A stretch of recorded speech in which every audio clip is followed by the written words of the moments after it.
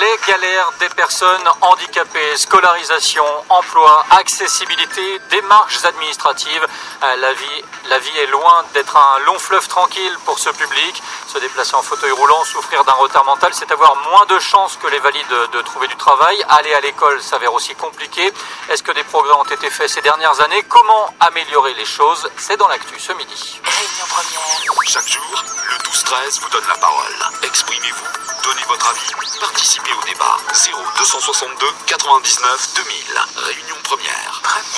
Et comme d'habitude, le 06 92 608 335 pour vos questions par SMS. Et puis les tweets à envoyer via le hashtag CDLARUN. Nous recevons ce midi pour cette émission Frédéric Dorla, le coordinateur du collectif Citoyen Handicap Réunion. Bonjour. Bonjour. Patrick Erudel, qui est conseiller général délégué aux personnes handicapées. Bonjour. Bonjour à tous. Philippe Régnier, qui est très connu à La Réunion pour sa célèbre voix métallique. Bonjour. Bonjour. Vous parlez avec un laryngophone, on le rappelle. Et puis Maximin Astourne, qui représente le rectorat aujourd'hui. Bonjour. Bonjour à tous. Vous êtes inspecteur de l'éducation nationale et donc conseiller du recteur pour l'adaptation scolaire et le handicap. Alors forcément, on va parler de ce qui ne fonctionne pas dans ce secteur du handicap. Mais pour commencer, un exemple positif. On a parlé dans le journal de midi tout à l'heure du job dating qui se déroule en ce moment même et jusqu'à 15h au Petit Stade de l'Est pour ceux qui cherchent du travail. La file d'attente qui avance le plus vite, eh bien, c'est celle des personnes handicapées. Un accueil spécifique leur est réservé. C'est habituel, Frédéric Dorla, ou bien une exception que vous saluez?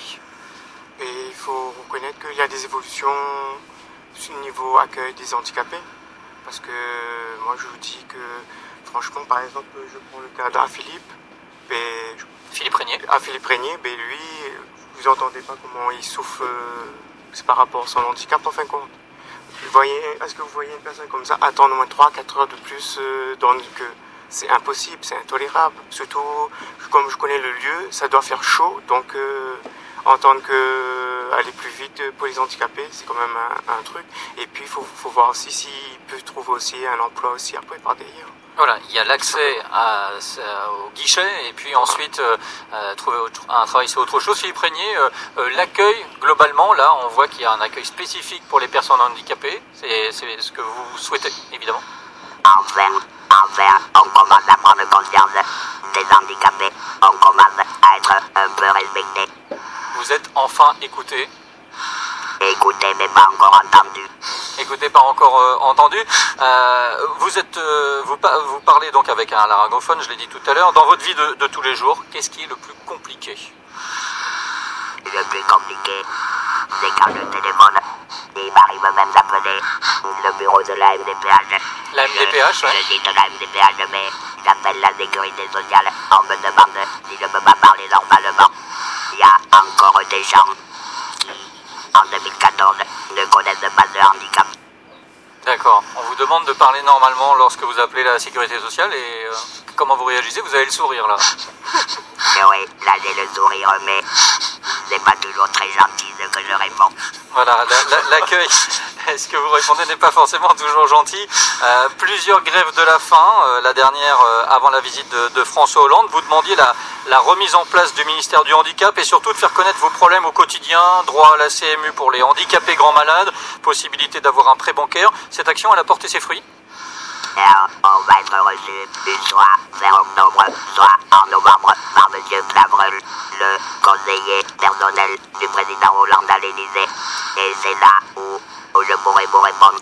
Voilà, donc affaire à suivre avec ce rendez-vous à Paris en novembre. Quand vous entendez ce témoignage, Patrick Erudel, comment vous réagissez? On a l'impression qu'il faut toujours aller de rendez-vous en rendez-vous pour obtenir quelque chose. C'est peut-être le parcours du combattant, en effet, pour pouvoir faire avancer la cause des personnes en situation de handicap et de partir de rendez-vous en rendez-vous. Oui, après on a parlé, il y avait la problématique de l'emploi que vous avez soulevée auparavant. C'est vrai que la situation de la Réunion dans son ensemble connaît des difficultés d'emploi, mais les personnes handicapées auront plus de mal à accéder à des emplois. Donc effectivement, il y a un gros travail à faire là-dessus. Il y a des organismes qui sont en appui avec les collectivités, avec les entreprises, pour pouvoir faire en sorte que cela progresse, notamment la GFIP. Il y a un problème on a un problème de micro. Qu'est-ce qui se passe? Alors, allez-y. On vous écoute. Non, alors, on va poursuivre avec Monsieur Astourne et puis peut-être régler ce problème de micro avec notre technicien. On a une contribution sur le canal SMS 06 92 608 335 de Lucie qui dit « Fut un temps, les enfants handicapés suivaient leur apprentissage en milieu spécialisé. Aujourd'hui, on les intègre dans un cursus normal, mais est-ce que le personnel enseignant n'est pas frileux à cette situation ?» Voilà la question de Lucie pour vous, Maximin Astourne, vous qui représentez le rectorat ce midi. D'accord. Je pense que effectivement, avant, on avait beaucoup plus d'enfants en situation de handicap dans les établissements spécialisés, mais depuis la loi 2005 qui rappelle quand même et qui rappelle à tout le monde et aux enseignants que l'ordinaire c'est la règle, on a une augmentation d'élèves en situation de handicap dans nos écoles. Après, la question qui est posée, est-ce que les enseignants sont frileux ou pas? Je pense qu'à part quelques enseignants qui sont interpellés, qui se posent des questions, parce que le niveau de tolérance par rapport au handicap n'est pas le même pour toute personne, y compris pour tout enseignant. C'est-à-dire pour chacun, pour l'enseignant ou pour la personne elle-même? Pour l'enseignant. Mais ça ne veut pas dire que les gens sont frileux. Je ne sais pas trop ce qu'elle met sous le mot frileux non plus. Hein, mais je veux dire, c'est vrai qu'on a quelques situations, mais qui se règlent dans la communication avec les gens. Et majoritairement, quand vous voyez qu'il y a dans nos écoles 4373 ou 76 élèves en situation de handicap, ça veut dire quand même qu'ils sont dans la majorité des classes de l'académie. Alors on sait qu'il y a une difficulté pour obtenir une AVS ou un AVS, parfois les assistants de vie scolaire. Qu'est-ce que vous répondez aux personnes qui sont dans ces difficultés-là? Alors, si vous voulez, au sein de l'académie, comme dans toutes les académies, on a deux possibilités d'actionner le recrutement des AVS ou des AESH maintenant quand il s'agit du nouveau texte de 2014. On a des AVS qui sont recrutés sous contrat d'État. Ça, il n'y a pas de problème. Du jour au lendemain, il n'y a pas de souci. Puis, on a une majorité de contrats, de personnes qui sont recrutées sous contrat CUI. Et du coup, là, il y a quand même un temps d'attente pour pouvoir mettre l'accompagnement en place. La deuxième chose aussi, et là, je veux dire, c'est tout le travail qu'on fait en partenariat avec la MDPH, on a essayé de limiter le temps d'attente d'études des dossiers à la MDPH. Par contre, quand vous avez des dossiers, ce qui est logique, hein, je comprends le parent, il a le droit de déposer un dossier à n'importe quel moment et d'attendre aussi une réponse par rapport à ça.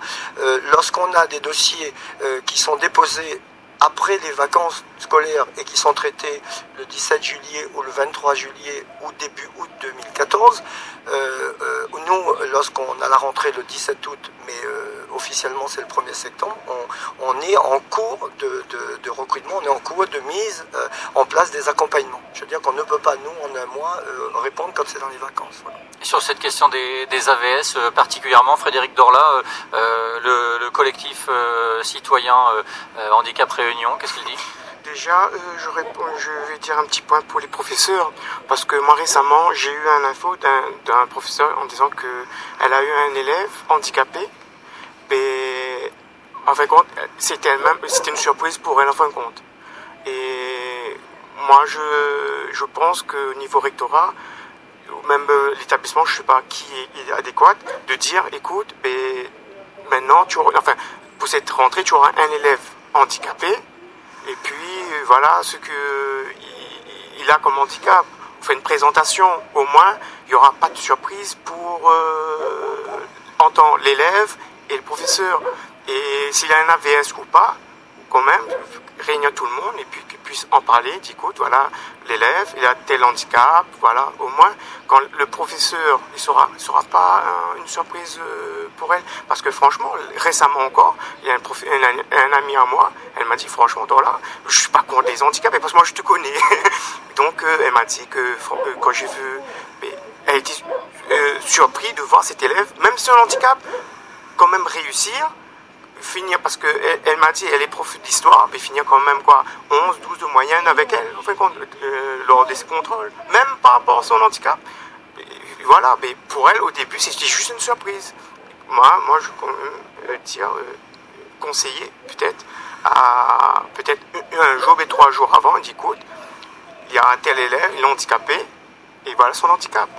Pour Manque de communication Voilà. avec l'enseignant, manque de communication peut-être aussi avec l'ensemble de la classe, faire de l'accès peut-être aussi l'ensemble de la classe, parce qu'elle m'a dit que pour les petits camarades, c'était bon, c'était intégré.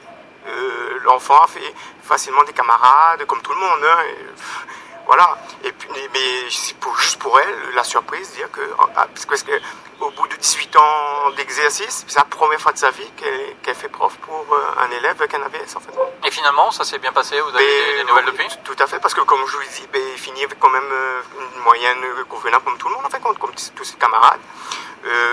Après pour niveau AVS, je reviens à votre question.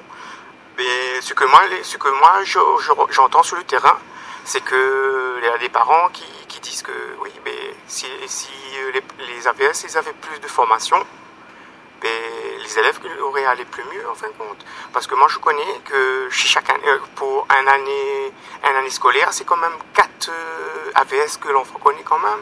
Alors les AVS, je rappelle, ce sont les assistants de vie scolaire pour les personnes qui prennent le débat en cours de route. Ce sont les personnes qui accompagnent les élèves. Parce que moi je connais un centre de formation qui commence à se mettre au créneau. C'est le premier de Lille, c'est Formano, que je vais en profiter pour remercier la région qui va les permettre à financer cette formation et qui va permettre aussi à former 6 personnes pour devenir plus tard AVS et peut-être aussi AEH. AEH, c'est-à-dire AESH. Accompagnant d'élèves en situation de handicap. Voilà. Oui, vous souhaitiez répondre, j'imagine. Si je peux me permettre, parce que je crois que... Maxime Aston, pour le recteur. Ce que dit M. Dorla, c'est vrai qu'on est dans des cas particuliers. Il faut quand même savoir qu'on a 1500 AVS dans l'Académie de la Réunion, 1500. Alors, une situation, quand il dit, peut-être que c'est vrai, mais il faut quand même rappeler... Non, mais je dis, attendez, monsieur Dorla, je crois que vous dites, vous représentez 2 parents pour l'instant et vous donnez des chiffres que vous ne connaissez jamais. 1400. Non, mais attendez. Monsieur Aston, c'est vous-même qui m'a dit ça. Oui, mais ça fait combien de temps? C'est quand, monsieur Dorla? Ça fait combien de temps? C'était le mois dernier. Et ça fait 1 mois déjà, et je viens de dire justement qu'on a des notifications qui arrivent depuis 1 mois. Ça a changé. Hein. Donc une bonne nouvelle, des recrutements. Mais voilà. Je veux dire que justement, ça change. Il faut penser à mettre une mise à jour au site internet. Hein. Il est fait. Mais allez, on va pas poursuivre sur cette bataille de chiffres. Tous les jours, toutes les semaines, il y a une CDAPH, à peu près. 3 fois par an. C'est-à-dire Commission départementale de l'autonomie. Et il y a des décisions qui sont prises des droits ouverts. Donc ce qui fait qu'on a à peu près une centaine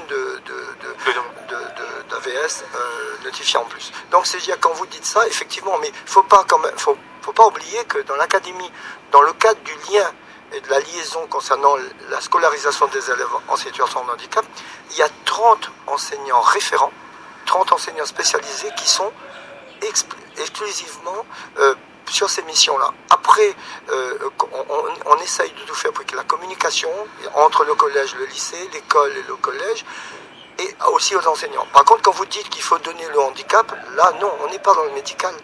C'est pas le handicap. Je dis là aussi, il faut faire attention parce qu'il ne faut pas aussi tromper les familles. Les familles ont droit de garder le handicap, c'est médical. Nous, ce qu'on veut en tant qu'enseignant, c'est pas d'arriver et dire voilà, il a tel ou tel handicap. C'est pas ça du tout. C'est les troubles. Et les troubles ne sont pas le diagnostic. Je crois que ça aussi, il faut que vous compreniez. Il ne faut pas faire croire aux parents qu'on va arriver en disant voilà, il a tel ou tel handicap. C'est la première chose. Et la deuxième aussi, si vous voulez, par rapport à ce que vous dites oui, mais il a réussi. Je dis heureusement. Si j'ai pas de problème cognitif et je suis en fauteuil roulant ou j'ai des difficultés à parler au cas où, ça ne veut pas dire qu'on n'y va pas. On a une fille en situation de handicap non-voyante qui est en classe prépa lettres en 2e année. Là aussi, il faut faire attention de dire parce qu'on est en situation de handicap, on ne peut pas réussir à l'école. Déterminer qui est handicapé, qui ne l'est pas, travail, école, déplacement, c'est dans l'actu ce midi. Réunion première. Chaque jour, le 12-13 vous donne la parole. Exprimez-vous, donnez votre avis, participez au débat. 0262 99 2000. Réunion première. Et un nouveau SMS au 06 92 608 335. André qui nous dit qu'il a perdu son job de conducteur pour épilepsie reconnu RQTH. RQTH, c'est reconnaissance de la qualité de travailleur handicapé. À 50 ans, dit-il. Permis annulé, reconversion oui, faire quoi après 25 ans de conduite, se demande-t-il. Est-ce que c'est un exemple? Qu'est-ce que vous diriez à André, de votre côté, Philippe Régnier? Mais je dirais à ce monsieur qu'il est obligé de se reconvertir parce que quand on est épileptique, je suis désolé, il ne faut plus conduire, on est un danger public. Il faut quand même reconnaître que quand on est handicapé, on a des limites, donc il faut travailler dans les limites qu'on a. Ça montre la difficulté à accepter son handicap? C'est extrêmement difficile de l'accepter. Moi, je ne l'accepte pas, je vis avec. Je ne l'accepte toujours pas. Mais, si vous permettez, je le supporte parce que je me considère comme fautif puisque j'ai fumé. Et là, après, je lancerai un appel aux représentants du rectorat. Alors vous vous sentez fautif, pour ceux qui n'auraient pas compris, vous vous sentez fautif parce que vous avez fumé, vous dites, et vous lancez un appel aux représentants du rectorat sur quel thème? Sur le thème du tabagisme. Parce que je voudrais, et ça c'est mon vœu le plus cher, aller dans les écoles, leur montrer les risques qu'ils encourent. Je ne suis pas là pour faire la morale, mais je suis là pour les empêcher de toucher à la première cigarette. Si on arrive à toucher, à faire ça, on sauve des milliers de jeunes. Les conséquences du tabagisme, ses ravages, vous souhaitez communiquer là-dessus, Philippe Régnier. Une petite parenthèse très rapide, qu'est-ce que vous pensez des mesures du gouvernement, les paquets neutres, la marque en tout petit, et puis les photos un peu décourageantes, très décourageantes? C'est du n'importe quoi. Pourquoi? Parce que ça n'empêchera jamais les gens de fumer. Moi, je vais vous dire, quand j'ai été reçu par le conseiller de la ministre de la Santé, en février, il m'a répondu qu'il préférait augmenter les cigarettes, alors que j'ai une campagne, moi, anti-tabac, qui est radicale et qui ne coûte pratiquement rien. Voilà, c'est vrai que c'est un message important, hein. Je pense qu'il y a beaucoup d'émotions dans ce que vous dites.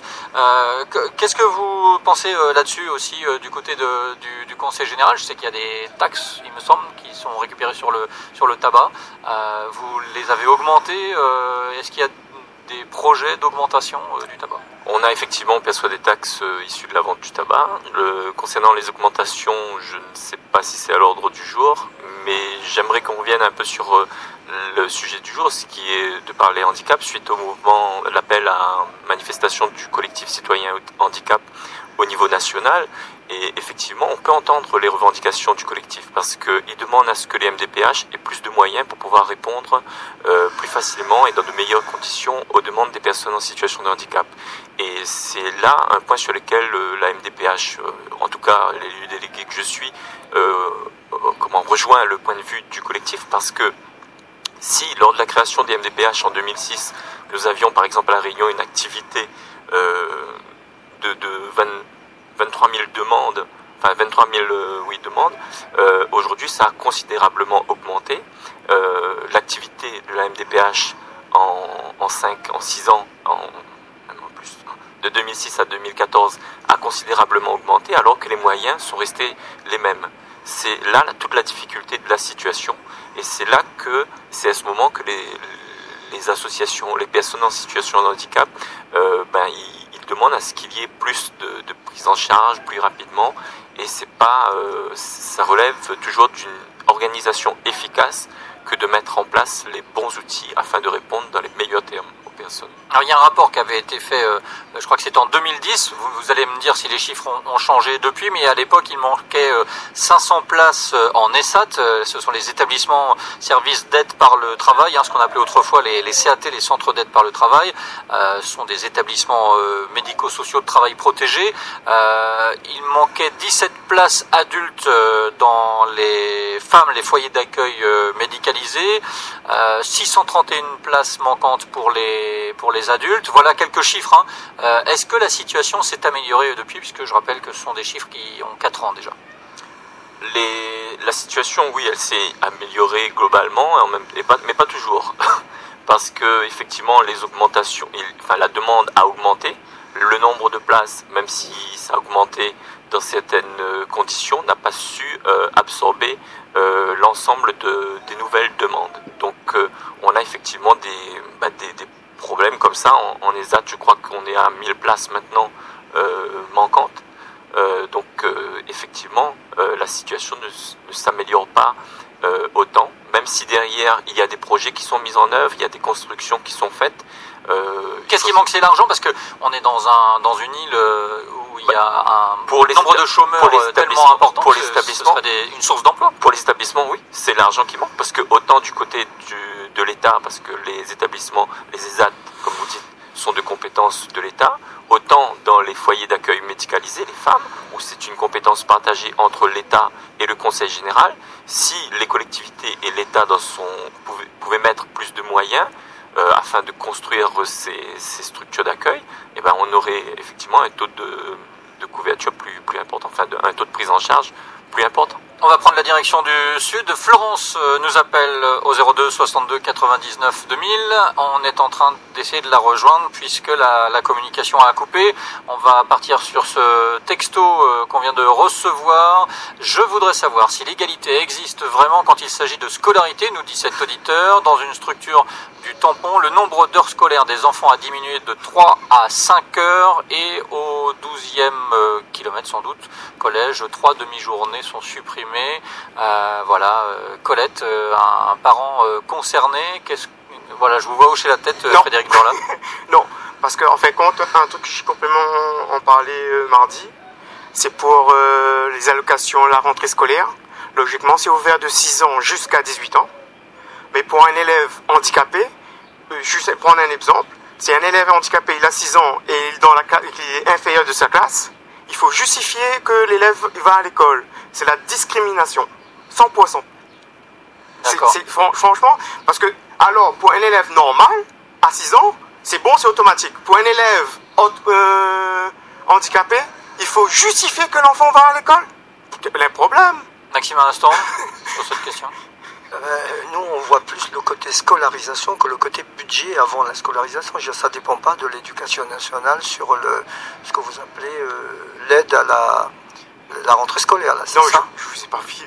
Non, mais je répondais à la question. Je vous pose la question par rapport, puisque c'est une question aussi d'éducation, ça vise aussi la scolarité de l'enfant. Mais nous, on est plus dans le côté pédagogique, le côté financier. C'est plus conseil général, je ne sais pas si... Non, je pense que là, vous parlez de l'ARS, on est d'accord, donc l'allocation de rentrée scolaire, elle est versée plus c'est une aide d'État, et par la caisse d'allocation familiale, donc qui n'est pas là. Ce midi, on va aller on peut pas avoir tout le monde autour de la table, c'est difficile. Florence est avec nous, je crois. Bonjour. Oui, bonjour, et je salue tout le monde sur le plateau. Moi, c'est juste pour faire une petite remarque. Allez-y. Comme l'occasion m'est donnée là de m'exprimer, donc je profite. Et c'est comme ça tous les midis. Super, très bien. Je manquerai pas le créneau horaire. Écoute, donc voilà. En fait, c'est juste que moi, quand j'entends souvent parler des personnes en situation de handicap, j'entends très souvent, même au niveau de la presse, alors on appelle les handicapés. Et je vous avoue que ça me fait mal aux oreilles parce que je pense que avant d'être handicapé, une personne est une personne. Donc une personne handicapée, une personne en situation de handicap. Voilà, c'était pas méchant, mais c'était juste pour dire que moi ça me dérange un petit peu quand quand on parle de ces personnes, on dit des handicapés. D'accord. Donc c'est juste pour ça, c'est juste une petite remarque qui n'est pas méchante, mais voilà, moi je pense que c'est une personne avant tout, c'est un enfant avant tout, c'est un élève avant tout. C'est vrai, alors je vous dis franchement, je pense qu'à notre niveau, au niveau du travail de Réunion Première, des rédactions radio-télé, on fait attention en général à parler de personnes handicapées, c'est vrai. À votre honneur. Et en revanche, si jamais ça nous échappe de dire un handicapé, il n'y a pas d'intention de nuire, évidemment. Voilà. Mais c'est très bien, mais parce que justement, je me suis permise là parce que il y a pas longtemps justement, même tout à l'heure à la radio, donc on a dit on va parler des handicapés. Et là je me suis dit tiens, je vais intervenir parce que voilà, l'occasion m'est donnée et puis c'est pas méchant du tout. Oui, voilà, raccourci peut-être malheureux. Philippe Régnier là-dessus, merci pour votre intervention, merci Florence. Philippe Régnier. Oui, je comprends Florence, mais je crois qu'il faut pas s'arrêter au point des mots. Il faut surtout aller dans les actions, c'est plus important. Moi, le premier, je dis, je suis handicapé. Et ça ne me dérange pas du tout. Et je revendique ma différence. Et ce que je demande au pouvoir public, c'est qu'on respecte la différence. Pas de nous mettre dans le même vase. On n'y sera jamais, mais qu'on respecte la différence. C'est ça que je demande, plutôt que de s'attaquer aux mots. Alors, on va... Oui, vous vouliez réagir, Frédéric Dolan. Moi, si je peux comprendre la dame, que dire le terme handicap pour les enfants, pour les personnes, d'accord. Moi, parce que moi aussi, je suis handicapé aussi. Ça se voit pas parce que moi, je suis 10. Et dyslexie, voilà, dysorthographique, voilà. Et en fin de compte, personnellement, mon handicap, quand j'étais petit, c'était mon point faible. Niveau école, niveau vie quotidienne. Mais le jour d'aujourd'hui, j'ai pu transformer cet handicap à mon point fort. Voilà. On va retourner au standard, toujours dans le sud, cette fois au tampon. Bonjour Colette. Bonjour. Moi, je vous ai envoyé le message tout à l'heure pour vous parler de scolarité.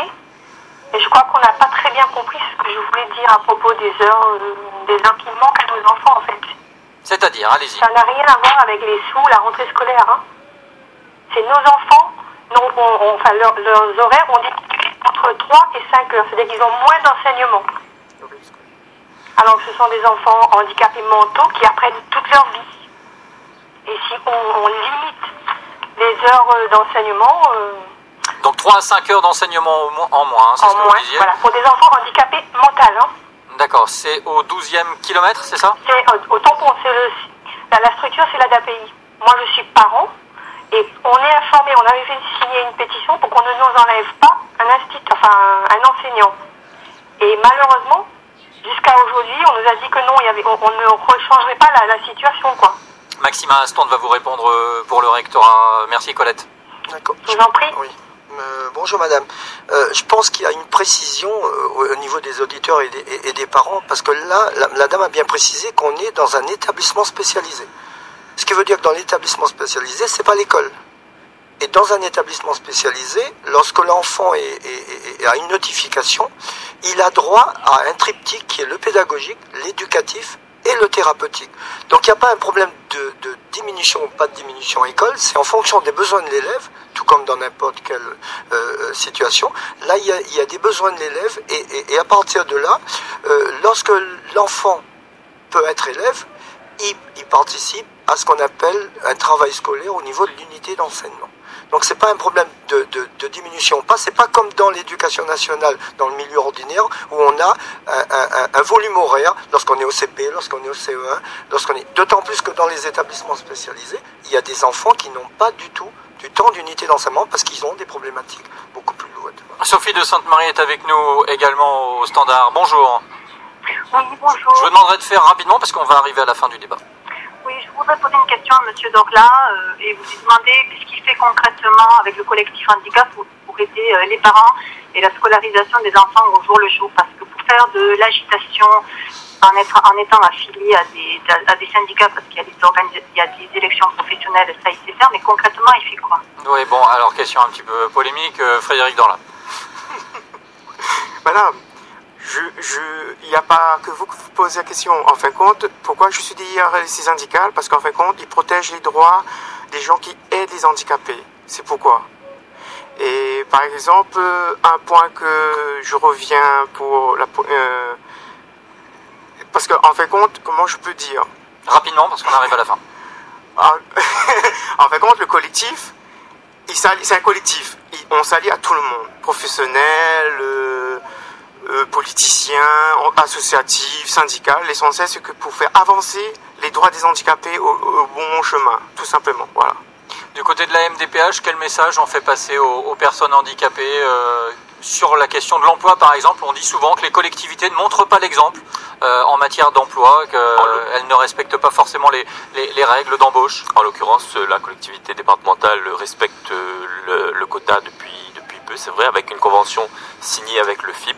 Je vous passe la traduction. Un organisme et du côté de la MDPH, je crois que ce qui est important, c'est de noter notre effort de communication envers les personnes en situation de handicap, parce que on a remarqué qu'il y avait un défaut de communication à notre arrivée en 2009, Et aujourd'hui, on fait le maximum, des actions sur le terrain, rencontres associations, rencontres CCAS, journées portes ouvertes, émissions radio, émissions télé, portail internet, accès des personnes en situation de handicap sur le portail internet. Donc on fait le maximum pour partager l'information auprès de tous. Et sur le parcours du combattant, le circuit de la reconnaissance du handicap est parfois très long. Et parfois très long, mais il est un peu moins long avec le guichet unique qu'est la MDPH, puisque c'est à partir de ce lieu où il y a l'accueil, il y a l'évaluation, il y a la notification des droits. Voilà, je crois qu'avec les MDPH, la MDPH et les CCAS qui sont aussi nos soutiens pour les premières demandes très souvent, on arrive à réduire ce parcours du combattant. On a aussi 4000 travailleurs handicapés, je crois, du côté du Pôle emploi. Peut-être le mot de la fin pour vous, Philippe Régnier? Eh ben moi je vais dire, il y a 3 ans, on n'aurait jamais pu avoir un entretien comme aujourd'hui. Alors, grâce à vous, les collectivités locales, grâce à vous, les médias, mais grâce un peu à nos actions aussi, on arrive à évoluer dans le sens de la communication. Et quand il y aura communication totale, il y aura des avancements significatifs. C'est-à-dire mettre les handicapés, les personnes handicapées, ça m'a échappé, sur un même pied d'égalité avec les valides. Non, il n'y aura jamais de pied d'égalité et moi je n'en veux pas parce que déjà je me considère supérieur depuis que je suis handicapé. Mais il faut surtout que les valides comprennent les problèmes spécifiques aux personnes malades ou handicapées. Et quand ils comprendront ça, tout avancera très vite. Merci Philippe Régnier, merci Frédéric Dorla, Patrick Hérudel et Maximin Astourne pour avoir participé à ce débat sur le handicap et très bon après-midi à tous.